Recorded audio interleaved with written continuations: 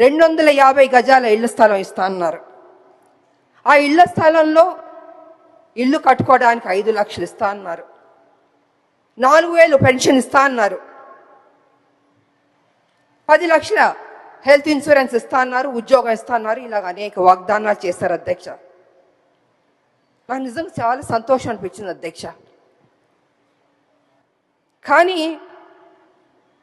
ఏమైందంటే అధ్యక్ష, అధికారంలోకి వచ్చింది కాంగ్రెస్, అన్నీ జరిగిపోయినాయి అధ్యక్ష. చూస్తూ చూస్తూ 2 సంవత్సరాలు అయిపోయింది అధ్యక్ష. ఇంతవరకు మా ఉద్యమకారులకి మా ప్రభుత్వం ఇవ్వలేదు అధ్యక్ష. అది కొంచెం నాకు బాధగా అనిపించింది అధ్యక్ష. ఎన్నో స్కీములు మనం అనౌన్స్ చేస్తున్నాం, పెడుతున్నాం. మా ఉద్యమకారులకు ఫస్ట్ ప్రయారిటీ ఇచ్చి చేస్తుంటే, ఏదైతే మనం కదా చెప్పాం ఉద్యమకారులకి ఇల్లు ఇస్తా అన్నాం, పెన్షన్ ఇస్తా అన్నాం, ఆరోగ్యం గురించి హెల్త్ ఇన్సూరెన్స్ ఇస్తా అన్నాం, ఉద్యోగం ఇస్తాను, ఇలా అన్నీ మనమే కొంచెం చెప్పాం కదా అధ్యక్ష. అవన్నీ చేస్తుంటే ఆన్ టైంకి ఫస్ట్ ప్రయారిటీ ఇచ్చి ముందే చేస్తుంటే గౌరవంగా ఉండేది అధ్యక్ష.